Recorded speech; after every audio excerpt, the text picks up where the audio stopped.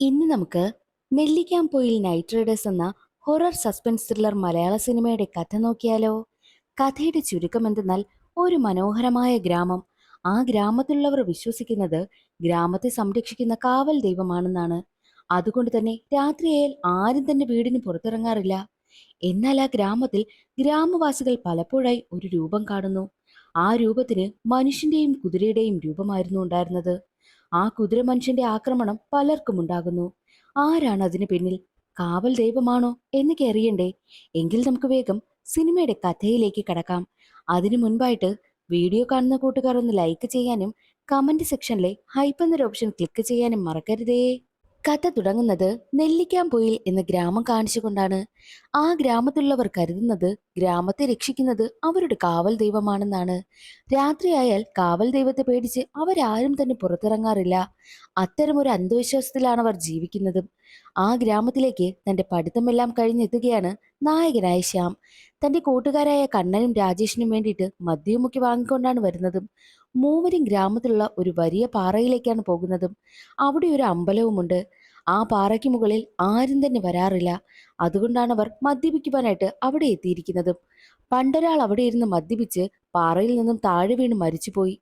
അതിനുശേഷം നാട്ടുകാർ കരുതിയിരിക്കുന്നത് അവരുടെ കാവൽ ദൈവം കൊന്നതാണെന്നാണ്. അന്നു മുതൽ തന്നെ ആരും അവിടേക്ക് പോകാറില്ല.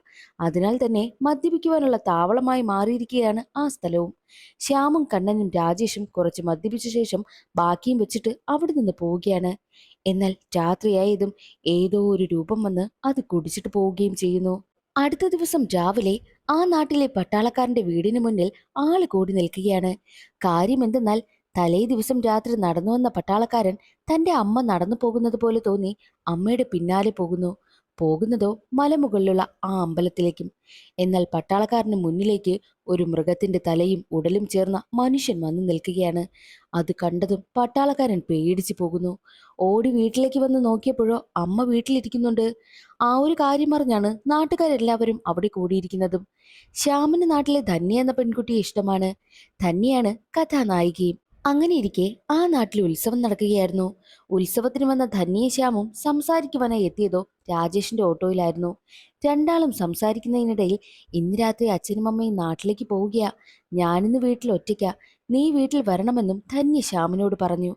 അത് കേട്ട് ശ്യാമിന് സന്തോഷമല്ല വന്നത്, പേടിയായിരുന്നു.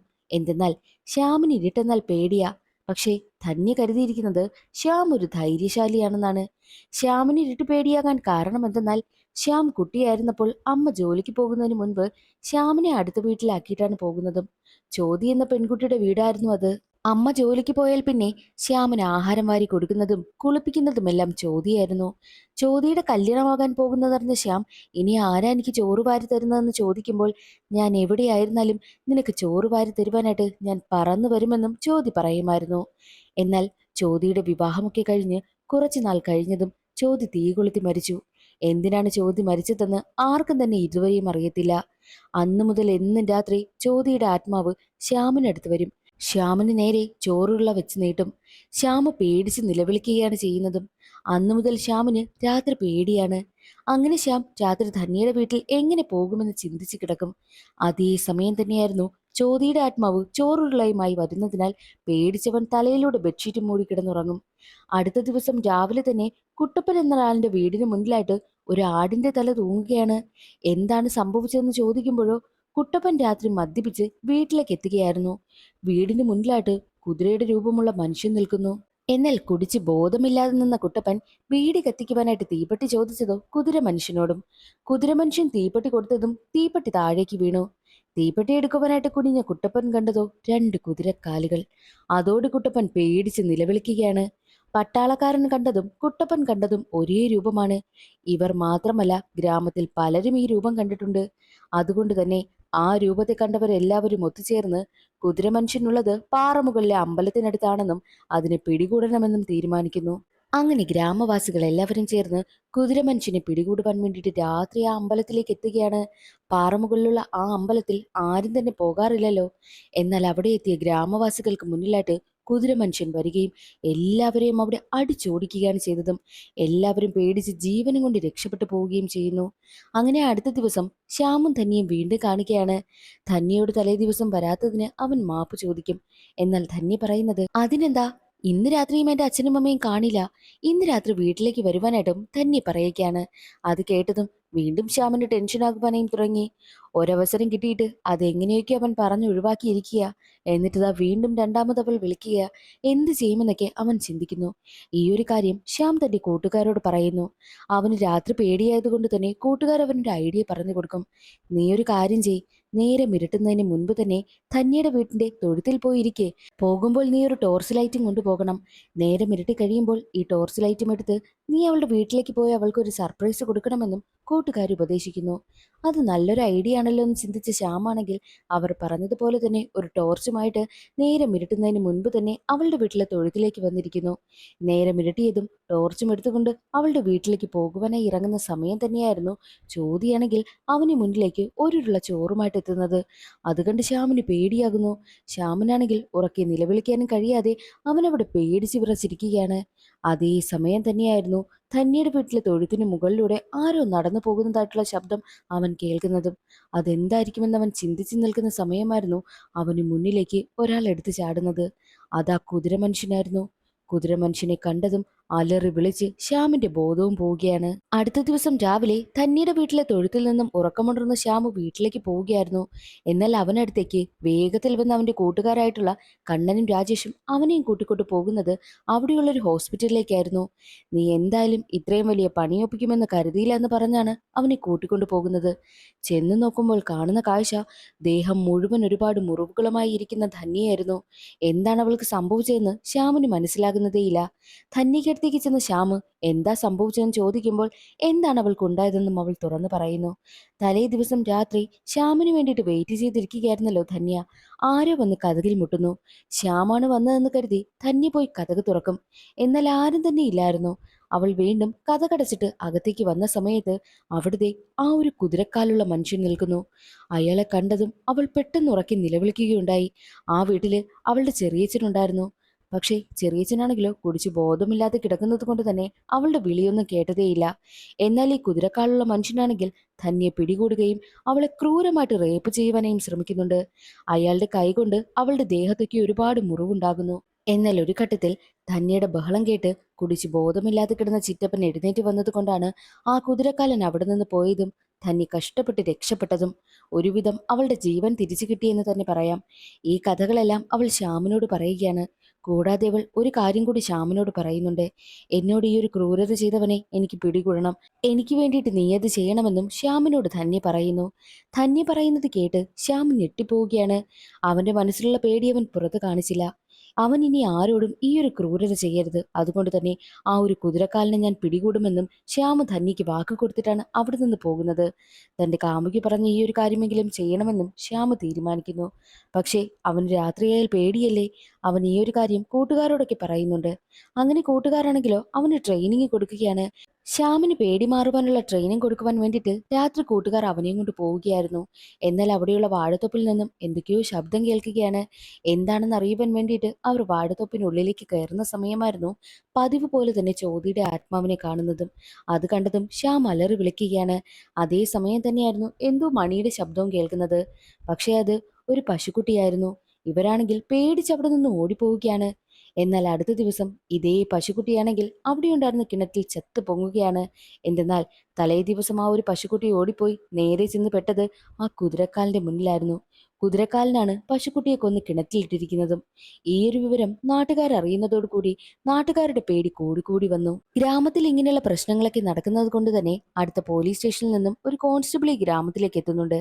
എന്നാൽ മറ്റൊരു വശത്ത് ശ്യാമും കൂട്ടരും ചേർന്ന് കുതിരക്കാലിനെ പിടികൂടുവാനായിട്ട് നടക്കുകയാണെന്നുള്ള കാര്യം ധന്യയ്ക്ക് അറിയാമല്ലോ. അതുകൊണ്ട് തന്നെ എന്തായി എന്നറിയുവാൻ വേണ്ടിയിട്ട് ധന്യ അവരെ കാണുവാൻ വേണ്ടിയിട്ടും എത്തുന്നുണ്ട്. ഇന്ന് രാത്രി നിങ്ങൾ കുതിരക്കാലിനെ പിടികൂടുവാനായി പോകുന്ന സമയത്ത് ഞാനും വരാം, എനിക്കവനെ പിടികൂടുന്നത് കാണണമെന്നും ധന്യ പറയുന്നുണ്ട്. പക്ഷേ അതിനാണെങ്കിൽ ശ്യാമും കൂട്ടരും തയ്യാറാകുന്നതേയില്ല. ശ്യാമിന് പേടിയുള്ള കാര്യമൊന്നും ധന്യയ്ക്ക് അറിയത്തില്ലല്ലോ. എന്നാൽ അവളാണെങ്കിൽ അവരെ ഒരുപാട് നിർബന്ധിക്കുന്നത് കൊണ്ട് തന്നെ വേറെ വഴിയില്ലാതെ ധന്യയും കൂട്ടിക്കൊണ്ട് അന്നേ ദിവസം രാത്രി കുതിരക്കാലിനെ പിടികൂടുവാനായിട്ട് പോകേണ്ടി വന്നു. അങ്ങനെ പോകുന്ന വഴിയിൽ വെച്ച് എവിടെ വെച്ചാണോ അവരാണെങ്കിൽ ആ ശബ്ദമൊക്കെ കേട്ടില്ലേ തലേ ദിവസം, അതേ സ്ഥലത്തേക്കാണ് എത്തിയിരിക്കുന്നത്. അവിടെ എത്തി ടോർച്ച് അടിച്ചൊക്കെ നോക്കുകയാണ്. എന്നാൽ ഇതെല്ലാം കണ്ടുകൊണ്ട് ഓട്ടോയിലിരിക്കുകയാണ് ധന്യ. അതേ സമയം തന്നെയായിരുന്നു അവർക്കടുത്തേക്ക് ആ ഒരു കോൺസ്റ്റബിൾ ഓടി വരുന്നതും. താൻ എന്തോ രൂപം കണ്ടു എന്നാണ് കോൺസ്റ്റബിൾ പറയുന്നത്. കോൺസ്റ്റബിൾ ആ ഒരു രൂപം കണ്ട സ്ഥലത്തേക്ക് ശ്യാമും കൂട്ടരും അന്വേഷിച്ചിറങ്ങുകയാണ്. എന്നാൽ അവർക്ക് മുന്നിലൂടെ പെട്ടെന്ന് ആ കുതിരക്കാരൻ ഓടിപ്പോകുന്നു. കുതിരക്കാലിനെ പിടികൂടുവാനായിട്ട് ഇവരൊക്കെ പിറകെ പോകുമെങ്കിലും നടന്നതേയില്ല. കുതിരക്കാലനാണെങ്കിൽ ഇവരെയൊക്കെ കബളിപ്പിച്ചിട്ട് അവിടെ നിന്ന് രക്ഷപ്പെട്ടു പോയി.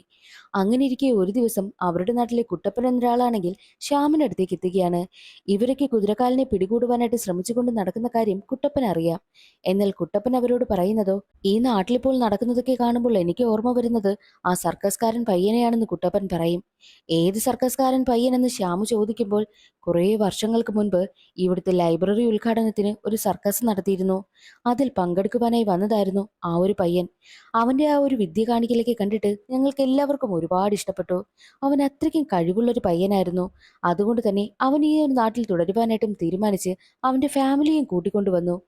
എന്നാൽ നാട്ടുകാരെ എല്ലാവരെയും അവൻ അങ്ങനെ ഒരുപാട് വിദ്യകളൊക്കെ കാണിച്ച് വിശ്വസിപ്പിച്ച് ഈ നാട്ടിൽ കയറി മോഷ്ടിക്കുവാനായും തുടങ്ങി. അതേ തുടർന്ന് നാട്ടുകാരെല്ലാവരും ചേർന്ന് അവനെയും അവന്റെ ഫാമിലിയും ഇവിടെ നിന്ന് അടിച്ചോടിക്കുകയാണ് ചെയ്തത്. പിന്നീട് അതിനുശേഷം അവൻ എന്ത് സംഭവിച്ചു എന്ന് ആർക്കും തന്നെ അറിയത്തേയില്ല എന്നുള്ള കാര്യം കുട്ടപ്പൻ പറയുന്നു. അവൻ ഇതുപോലെ കുതിരക്കാലൊക്കെ വെച്ച് മാജിക് ഒക്കെ കാണിക്കുമായിരുന്നു എന്നുള്ള കാര്യവും കുട്ടപ്പൻ പറയുന്നുണ്ട്. അതേസമയം തന്നെയായിരുന്നു ശ്യാമിന് ഒരു കാര്യം ഓർമ്മ വരുന്നത്. എന്തെന്നാൽ അന്നേ ദിവസം രാത്രി കോൺസ്റ്റബിളിനൊപ്പം ഇവരെല്ലാവരും ചേർന്ന് കുതിരക്കാലിന് പിന്നാലെ പോയില്ലേ. അപ്പോൾ കോൺസ്റ്റബിൾ ഒരു കാര്യം പറഞ്ഞ കാര്യം ശ്യാമിന് ഓർമ്മ വരുന്നു. ഇവനെന്താ മാജിക് കാരനാണോ ഇങ്ങനെയൊക്കെ കാണിക്കാനെന്നായിരുന്നു അന്ന് കോൺസ്റ്റബിൾ പറഞ്ഞത്. അപ്പോൾ ഇത് രണ്ടും വെച്ചിട്ട് ശ്യാം ഒരു കാര്യം ഉറപ്പിച്ചു. ഈ കുതിരക്കാലിന് പിന്നിൽ ഏതോ ഒരു മാജിക് കാരനാണെന്ന്. അയാളെ കണ്ടുപിടിക്കണമെന്നും ശ്യാം തീരുമാനിക്കും. കുട്ടപ്പൻ പറഞ്ഞ അതേ സർക്കസ് ടീം അടുത്തതായിട്ട് എവിടെയാണുള്ളതെന്ന് ശ്യാമും കൂട്ടരും അന്വേഷിക്കുകയാണ്. അടുത്ത ഗ്രാമത്തിലാണെന്ന് മനസ്സിലാക്കിയ ശ്യാമും കൂട്ടരും ഉടനെ തന്നെ അവിടേക്ക് പോകുന്നു. അവിടെ എത്തി അവിടുത്തെ സീനിയർ ആയിട്ടുള്ള സർക്കസ്കാരനോട് നിങ്ങളുടെ കൂട്ടത്തിൽ ഉയരം കുറഞ്ഞ ഒരാളുണ്ടോ എന്നുള്ള കാര്യം ശ്യാമു ചോദിക്കുകയാണ്. എന്തുകൊണ്ടാണ് ഉയരം കുറഞ്ഞതെന്ന് പ്രത്യേകം എടുത്ത് ചോദിച്ചെന്നാൽ കുട്ടപ്പൻ പ്രത്യേകം പറഞ്ഞിരുന്നു ആ ഒരു സർക്കസ്കാരൻ പയ്യന് ഉയരം കുറവാണെന്നുള്ള കാര്യം. അതുകൊണ്ടാണ് ഉയരം കുറഞ്ഞ പയ്യനെ അന്വേഷിച്ചത്. ഉണ്ടായിരുന്നു, കുറെ നാളുകൾക്ക് മുൻപ് അവനെ ഞങ്ങൾ പറഞ്ഞു വിട്ടുവെന്നും ആ ഒരു സർക്കസ്കാരൻ പറയുകയാണ്. എന്താ കാരണമെന്ന് അന്വേഷിക്കുന്ന സമയത്താണ് അവൻ ഞങ്ങൾക്കൊപ്പം നല്ല രീതിയിൽ സഹകരിച്ചു പോവുകയായിരുന്നു. എന്നാൽ അവന് ഉയരം കുറവായതുകൊണ്ട് തന്നെ കൂട്ടത്തിലുള്ളവർ അവനെ ഒരുപാട് കളിയാക്കുമായിരുന്നു. എന്നാൽ ഒരു ദിവസം അവനെ കളിയാക്കിയവർ മദ്യപിച്ചു കൊണ്ടിരിക്കവേ തന്നെ ഈ പയ്യനാണെങ്കിലോ അവരെ പേടിപ്പിക്കുന്നത് വിധം ഒരു മൃഗത്തിന്റെ രൂപമൊക്കെ ധരിച്ച് അവർക്ക് മുന്നിലേക്ക് വന്നിട്ട് അവരെ ഒരുപാട് ഉപദ്രവിക്കും. എന്നാൽ അതിൽ ഒരുത്തനാണെങ്കിൽ പേടിച്ച് മരണപ്പെട്ടു പോവുകയും ചെയ്തു. അതേ തുടർന്ന് തന്നെ എല്ലാവരും പേടിക്കുന്നത് ഒരു ഹരമായി ആ ഒരു പയ്യന് മാറി. അതുകൊണ്ട് തന്നെ പിന്നീടുള്ള ദിവസങ്ങളിലെല്ലാം എല്ലാവരും തന്നെ കണ്ട് പേടിക്കുവാൻ വേണ്ടിയിട്ട് ആ ഒരു വേഷം കെട്ടി ഇറങ്ങുകയും ഓരോരുത്തരായിട്ട് കൊല്ലുവാനായും തുടങ്ങി എന്നുള്ള കാര്യം സീനിയർ ആയിട്ടുള്ള ആൾ പറയുകയാണ്. ഇത് ഞങ്ങൾക്കെങ്ങനെ മനസ്സിലായി എന്നാൽ ഒരു ദിവസം അവൻ കുടിച്ചു ബോധമില്ലാതിരുന്ന സമയത്ത് അവന്റെ വായിൽ നിന്ന് ഈ കാര്യങ്ങളെല്ലാം വീണു. അതോടുകൂടിയാണ് അവനെ ഞങ്ങൾ ഇവിടെ നിന്ന് പറഞ്ഞു വിട്ടതെന്നും ആ ഒരു സീനിയർ ആയിട്ടുള്ള ആൾ പറയുന്നു. അതോടുകൂടി ഇതിനെല്ലാം പിന്നിൽ ഒരാളാണെന്നുള്ള കാര്യം ശ്യാമിന് ഉറപ്പായി. ആളിന്റെ ഫോട്ടോ വല്ലതുമുണ്ടോ എന്ന് ശ്യാമ് ചോദിക്കുന്നു. അവരുടെ കൈവശമുണ്ടായിരുന്ന ഒരു ഫോട്ടോയും എടുത്തു കൊടുക്കുകയാണ്. പക്ഷേ അതിൽ സർക്കസിന്റെ വേഷമൊക്കെ ധരിച്ചു നിൽക്കുന്നത് കൊണ്ട് തന്നെ ആളിന്റെ മുഖമൊന്നും വ്യക്തമല്ലായിരുന്നു. എന്നാലും ശ്യാമ് അതിന്റെ കോപ്പി എടുത്ത് നാട്ടിൽ മുഴുവൻ ഒട്ടിച്ചു വെക്കുകയാണ്. എന്നാൽ മറ്റൊരു വശത്ത് ശ്യാമിനെ കാണുവാൻ വേണ്ടിയിട്ട് ധന്യ എത്തിയിരിക്കുകയാണ്. ധന്യയ്ക്ക് വേണ്ടിയിട്ട് മറ്റൊരു വിവാഹം ഉറപ്പിച്ചിരിക്കുന്നുവെന്ന്. അവൾ ആ ഒരു വിവാഹത്തിന് സമ്മതിച്ചതെന്നാൽ സത്യത്തിൽ ശ്യാമിന് ഇരട്ടി പേടിയാണെന്നുള്ള കാര്യം അവൻ ഇതുവരെയായിട്ടും ധന്യയോട് പറഞ്ഞിട്ടേയില്ലല്ലോ. മാത്രമല്ല ധന്യ പലപ്പോഴായിട്ട് ശ്യാമിനെ അവളുടെ വീട്ടിലേക്ക് വിളിക്കുമ്പോഴും അവൻ പോയിട്ടേയില്ല. മാത്രമല്ല കുതിരക്കാലിനെ പിടികൂടുവാനായിട്ട് എല്ലാവരും ശ്രമിക്കുമ്പോഴും ശ്യാമ് പേടിച്ചു വിറച്ചാണ് പിന്നിൽ നിൽക്കുന്നതും. അതെല്ലാം ധന്യ ശ്രദ്ധിച്ചിട്ടുണ്ട്. മാത്രമല്ല ഒരു ദിവസം ലൈബ്രറിയിൽ വെച്ച് കുതിരക്കാലിനെ പിടികൂടുന്ന കാര്യം ഇവർ 4 പേരും ചർച്ച ചെയ്തുകൊണ്ട് നിൽക്കുകയായിരുന്നു. ധന്യ വീട്ടിലേക്ക് പോയ സമയത്താണ് ശ്യാമ തനിക്ക് ഇരുട്ട് പേടിയാണെന്നുള്ള കാര്യം കൂട്ടുകാരോടൊക്കെ സംസാരിച്ചുകൊണ്ട് നിൽക്കുന്നത് എന്തോ എടുക്കുവാനായിട്ട് മറന്നിട്ട് തിരികെ കയറി വരുന്ന ധന്യ കേൾക്കുന്നുണ്ടായിരുന്നു. പക്ഷേ ഈ ഒരു കാര്യമൊന്നും ശ്യാമിനറിയത്തില്ല. ധന്യയെ പറ്റിക്കുന്നത് പോലെയാണ് അവരുടെ പെരുമാറ്റം എന്നുള്ള കാര്യമൊക്കെ ധന്യയ്ക്ക് മനസ്സിലായി. അതോടുകൂടി താൻ പറ്റിക്കപ്പെടുകയാണെന്ന് മനസ്സിലായതുകൊണ്ടാണ് ധന്യയാണെങ്കിൽ മറ്റൊരു വിവാഹത്തിന് സമ്മതിച്ചതും ദേ ഇപ്പോൾ ശ്യാമിനോട് ബ്രേക്കപ്പ് പറയുവാനായിട്ടും എത്തിയിരിക്കുന്നത്. അങ്ങനെ ശ്യാമും ധന്യയും ബ്രേക്കപ്പ് ആവുകയാണ്. അടുത്ത ദിവസം രാവിലെ ഗ്രാമവാസികൾ എല്ലാവരും ലൈബ്രറിക്ക് മുന്നിൽ കൂടി നിൽക്കുന്നു. എന്തെന്നാൽ ആ ഒരു സൈക്കോ ആയിട്ടുള്ള കുതിരക്കാരനില്ലേ, അവനാണെങ്കിൽ ഒരു കുറിപ്പ് എഴുതിയിരിക്കുകയാണ്. അതും തമിഴിലാണ് എഴുതിയിരിക്കുന്നത്. തമിഴ് അറിയാവുന്ന ഒരാളാണെങ്കിൽ വായിച്ച് കേൾപ്പിക്കുകയും ചെയ്യുന്നുണ്ട്. എഴുതിയിരുന്നത് എന്തെന്നാൽ, നിങ്ങളെ എല്ലാവരെയും എനിക്ക് ഇഷ്ടമായി. എന്തെന്നാൽ ആരും കാണാത്ത എന്റെ മുഖം നിങ്ങളല്ലേ പോസ്റ്റർ അടിച്ച് ഇവിടെ ആകെ ഒട്ടിച്ചത്. അതുകൊണ്ട് തന്നെ നിങ്ങൾ എനിക്ക് ഇഷ്ടമായി. ആരും എന്നോട് ഇതുവരെയും ഇങ്ങനെ പെരുമാറിയിട്ടില്ല. നിങ്ങളാണ് ഇങ്ങനെ പെരുമാറിയത്. അതുകൊണ്ട് തന്നെ ഞാൻ ആരാണെന്നുള്ള കാര്യം നിങ്ങൾ കാണാൻ കിടക്കുന്നതേ ഉള്ളൂ എന്നുള്ള രീതിയിൽ ഗ്രാമവാസികളെ ചെറുതായിട്ടൊന്ന് ഭീഷണിപ്പെടുത്തി. എന്നാൽ ഇതെല്ലാം ശ്യാമും കൂട്ടരുമൊക്കെ കാണുന്നുണ്ടായിരുന്നല്ലോ. ധന്യമായിട്ടിപ്പോൾ ബ്രേക്കപ്പായി. ഇനി എന്തിനാ കുതിരക്കാലിനെ പിടികൂടുവാനായിട്ട് താൻ നടക്കുന്നതെന്നൊക്കെ ശ്യാമും ചിന്തിക്കുന്നുണ്ട്. എന്നാൽ ഇവരെല്ലാവരും കുതിരക്കാലിനെ പിടികൂടുന്നതിൽ നിന്ന് പിന്മാറിയല്ലോ. ശ്യാമിന്റെ കൂട്ടുകാരനായ കണ്ണനാണെങ്കിൽ വീട്ടിലേക്ക് വരുന്ന സമയത്ത് കണ്ണന്റെ വീടിനുള്ളിലായിട്ട് തോട്ട പൊട്ടുകയാണ്. എങ്ങനെയോ കണ്ണൻ തന്റെ അമ്മയും ഭാര്യയും പുറത്തിറക്കിയത് കൊണ്ട് തന്നെ ഭാഗ്യത്തിനാണ് അവർ രക്ഷപ്പെട്ടതും. കൂടാതെ അവരുടെ കൂട്ടുകാരനായ രാജേഷ് ബാറിൽ നിന്ന് മദ്യപിച്ചിട്ട് മൂത്രമൊഴിക്കുവാനായിട്ട് പുറത്തേക്ക് ഇറങ്ങിയ സമയമായിരുന്നു അവിടേക്ക് ആ കുതിരക്കാലൻ വരികയും രാജേഷിനെ ഒരുപാട് ഉപദ്രവിക്കുകയും ചെയ്തു. രാജേഷിന്റെ കൈയും കാലും ഒക്കെ അടിച്ചൊടിച്ചു എന്ന് തന്നെ പറയാം. രാജേഷ് ആണെങ്കിൽ അവശനായി കിടക്കുകയാണ്. മാത്രവുമല്ല, ശ്യാമിന്റെ വീട്ടിലേക്ക് വന്നു. ശ്യാമിന്റെ വീട്ടിൽ കയറി അവന്റെ അമ്മയാണ് ഉപദ്രവിച്ചത്. അവന്റെ അമ്മയുടെ തലയിൽ കുപ്പി കൊണ്ട് അടിച്ചു പൊട്ടിക്കുകയും ഒക്കെ ചെയ്തിട്ടുണ്ട്. ഇത് കാരണം ശ്യാമിനും കൂട്ടർക്കും ആകെ ദേഷ്യമായി. അവനെ ഇങ്ങനെ വിട്ടാൽ പറ്റില്ല. അവൻ എന്തായാലും അവന്റെ തനി സ്വഭാവം ഞങ്ങൾക്ക് കാണിച്ചു കഴിഞ്ഞില്ലേ, അതുകൊണ്ട് ഇനി ഞങ്ങൾ ആരാണെന്ന് അവൻ കാണാൻ കിടക്കുന്നതേയുള്ളൂ എന്ന മട്ടിൽ നേരെ പോയിട്ട് ആ ലൈബ്രറിയുടെ ഭിത്തിയിലാണെങ്കിൽ ഞങ്ങൾ ആരാണെന്ന് നീ കാണാൻ പോകുന്നതേയുള്ളൂ എന്ന് എഴുതി വെക്കും. എന്നാൽ ഇവർ 3 പേരുമാണ് ഇതിനെല്ലാത്തിനും പിന്നിലെന്ന് കുതിരക്കാലിന് നന്നായിട്ട് അറിയാമല്ലോ. മാത്രവുമല്ല, ഇപ്പോൾ കുതിരക്കാലിനെ വിരട്ടുന്നത് പോലെ ശ്യാമും കൂട്ടരും വന്ന് ഭിത്തിയിലും എഴുതി വെച്ചു. അതുകൊണ്ട് തന്നെ ദേഷ്യം വന്ന കുതിരക്കാലിനാണെങ്കിലോ ആ ലൈബ്രറി മുഴുവനായിട്ടും അങ്ങ് കത്തിച്ചു കളയും. കൂടാതെ എന്റെ പിന്നാലെ വന്ന ആ 3 പേരെയും ഈ ഗ്രാമം വിട്ട് ഓടിക്കാതെ ഞാൻ ഒരിക്കലും അടങ്ങിയിരിക്കില്ല എന്നുള്ള രീതിയിൽ ഒരു കുറിപ്പും എഴുതി വെക്കുകയാണ് കുതിരക്കാലൻ. ഗ്രാമവാസികൾ എല്ലാവരും ഇത് കണ്ട് ഞെട്ടിപ്പോവുകയാണ്. ലൈബ്രറി മുഴുവനായിട്ടും കത്തി നശിച്ചിട്ടുണ്ട്. അങ്ങനെ ഈ വിവരമൊക്കെ നാട്ടിൽ മുഴുവൻ പാട്ടായതോടുകൂടി അടുത്ത ദിവസം പുതിയൊരു ഇൻസ്പെക്ടറാണെങ്കിൽ ആ നാട്ടിലേക്ക് എത്തുകയാണ്. കേസന്വേഷണം ആ ഒരു ഇൻസ്പെക്ടർ ഏറ്റെടുത്തിരിക്കുന്നു. സത്യത്തിൽ ആ ഒരു ഇൻസ്പെക്ടറിനെയാണ് തന്നിക്ക് വേണ്ടിയിട്ട് വിവാഹം ഉറപ്പിച്ചു വെച്ചിരിക്കുന്നതും. അങ്ങനെ ആ ഒരു ഇൻസ്പെക്ടർ പറയുന്നത്, ഇത്രയും നടന്നത് വെച്ചിട്ട് ആ കുതിരക്കാലനാണെങ്കിലോ സ്ഥിരം മദ്യപിച്ചിട്ടാണ് നാട്ടിലേക്ക് എത്തിയിരിക്കുന്നത്. കാരണം അവൻ ഓരോരുത്തരെയായിട്ട് കൊല്ലുന്നതിന് മുൻപ് തന്നെ മദ്യപിച്ചിട്ടാണ് ഇതെല്ലാം ചെയ്യാറ്. ഇവന്റെ ആക്രമണം ഉണ്ടായിരിക്കുന്ന സ്ഥലങ്ങളിൽ നിന്നെല്ലാം മദ്യക്കുപ്പി കിട്ടിയിട്ടുണ്ട്. അപ്പോൾ ഇവൻ മദ്യപിച്ചു കഴിഞ്ഞാൽ മാത്രമേ ഇങ്ങനെയുള്ള കാര്യങ്ങൾക്ക് ഇറങ്ങാറുള്ളൂ. ഈ ഗ്രാമത്തിൽ മാത്രമല്ല, അടുത്ത ഗ്രാമത്തിലും അവന്റെ ശല്യമുണ്ട്. മാത്രമല്ല, ഗ്രാമവാസികളുടെ ഭയമാണ് അവൻ മുതലെടുക്കുന്നതും. നടന്നതെല്ലാം വെച്ച് 3 ദിവസം കൂടുമ്പോഴാണ് അവൻ പുറത്തു വന്ന് ആക്രമിക്കാറുള്ളത്. അങ്ങനെയാണെങ്കിൽ ഇനി വരാൻ പോകുന്നത് 3-മത്തെ ദിവസമാണ്. അവന് മദ്യമുണ്ടെങ്കിൽ മാത്രമേ എല്ലാവരെയും ആക്രമിക്കുവാനായിട്ട് കഴിയൂ. അപ്പോൾ ഒരു കാര്യം ചെയ്യാം, ഈ നാട്ടിലുള്ള എല്ലാ മദ്യഷോപ്പും ഈ വരുന്ന 3-മത്തെ ദിവസം അടച്ചിട്ടേക്കണം. ഒന്നും തുറക്കുവാനായി പാടില്ല. മദ്യം കിട്ടാതെ വരുന്ന സമയത്ത് അവൻ തന്നെ പുറത്തു വന്നോളും. ഒന്നുകിൽ അവൻ ഏതെങ്കിലും ബാറ് കുത്തി തുറക്കുവാനായി ശ്രമിക്കും. അപ്പോൾ അവിടെ വെച്ച് നമുക്കവനെ പിടികൂടണമെന്നും ആ ഒരു പോലീസ് ഇൻസ്പെക്ടർ പറയുന്നു. അങ്ങനെ പോലീസ് ഇൻസ്പെക്ടർ പറഞ്ഞതനുസരിച്ച് 3-മത്തെ ദിവസം എത്തി. എല്ലാ മദ്യഷോപ്പുകളും അടച്ചു. എങ്ങു നിന്നും മദ്യം കിട്ടുവാനായിട്ടും ഒരു വഴിയുമില്ല. എല്ലാവരും ആ ഒരു കുതിരക്കാലിനെ പിടികൂടുവാൻ വേണ്ടിയിട്ട് ബാറിന്റെ പരിസരത്തേക്ക് മറഞ്ഞിരിക്കുകയാണ്. പക്ഷേ എത്ര നേരം കാത്തിരുന്നിട്ടും കുതിരക്കാലൻ അവിടെ വന്നതേയില്ല. കുതിരക്കാലൻ വന്നത് പട്ടാളക്കാരന്റെ വീട്ടിലായിരുന്നു. പട്ടാളക്കാരന്റെ വീട്ടില് ഓട് പൊളിച്ച് വീടിനകത്തേക്ക് ഇറങ്ങുന്നുണ്ട്. അപ്പോഴേക്കും ആ പട്ടാളക്കാരനാണെങ്കിലോ മിലിറ്ററിയിൽ നിന്ന് കിട്ടുന്ന സാധനവും അടിച്ചുകൊണ്ടിരിക്കുന്നു. അതേ സമയം തന്നെയായിരുന്നു ശ്യാമും കൂട്ടരും പട്ടാളക്കാരന്റെ വീട്ടിലേക്ക് എത്തുന്നത്. ഇവർക്ക് മുൻകൂട്ടി അവർ ഗസ് ചെയ്തിരുന്നു. എന്തെന്നാൽ ബാറൊക്കെ അടച്ചു കഴിഞ്ഞാൽ എങ്ങു നിന്നും മദ്യം കിട്ടുവാനായിട്ട് ഒരു വഴിയുമില്ല. പട്ടാളക്കാരന്റെ വീട്ടില് എപ്പോഴും മദ്യം കാണുമെന്നുള്ള കാര്യം ഈ നാട്ടുകാർക്ക് മുഴുവനും അറിയാവുന്നതാണ്. അപ്പോൾ എന്തായാലും ഈ സൈക്കോയ്ക്കും അറിയാമല്ലോ. സൈക്കോയും അവിടെ വരുമെന്ന പ്രതീക്ഷ അവർക്കുണ്ടായിരുന്നു. അവർ പ്രതീക്ഷിച്ചതുപോലെ തന്നെ നടന്നു. സൈക്കോ വന്നതും അവനെ പിടികൂടുവാൻ വേണ്ടിയിട്ട് 3 പേരും വളഞ്ഞു നിൽക്കുകയാണ്.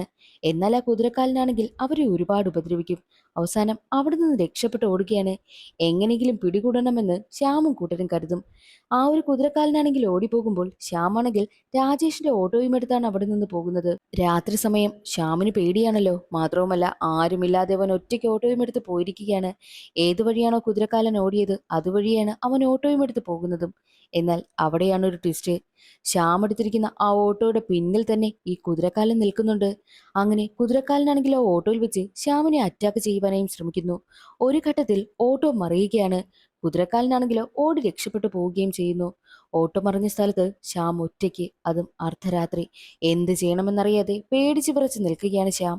പേടിച്ചു നിൽക്കുന്ന ശ്യാമിന് മുന്നിലേക്ക് ജ്യോതിയുടെ ആത്മാവ് വരികയാണ്. എന്നത്തെയും പോലെ തന്നെ ഒരുരുള ചോറ് അവന് മുന്നിലേക്ക് വെച്ച് നീട്ടുന്നു. ദാ മോനെ, നീ വാങ്ങി കഴിക്കെന്ന് ജ്യോതി പറയുന്നുണ്ട്. അങ്ങനെ പേടിച്ചു വിറച്ചുന്ന ശ്യാമാണെങ്കിൽ രണ്ടും കൽപ്പിച്ച് ജ്യോതിയുടെ കയ്യിൽ നിന്നും ആ ഒരുള്ള ചോറ് വാങ്ങി കഴിക്കുന്നു. അതോടുകൂടി ജ്യോതിയാണെങ്കിൽ ഒരുപാട് കരയുകയാണ്. അവളുടെ കണ്ണിൽ നിന്നും ഒരുപാട് കണ്ണുനീര് വരികയും അപ്പോൾ തന്നെ ജ്യോതിക്ക് ശാന്തി കിട്ടി അവിടെ നിന്ന് പോവുകയും ചെയ്യുന്നുണ്ട്. അന്ന് ചോദ്യം എവിടെയായിരുന്നാലും താൻ പറന്നു വന്ന് വാരിത്തരുമെന്ന് അവന് വാക്ക് കൊടുത്തില്ലായിരുന്നോ?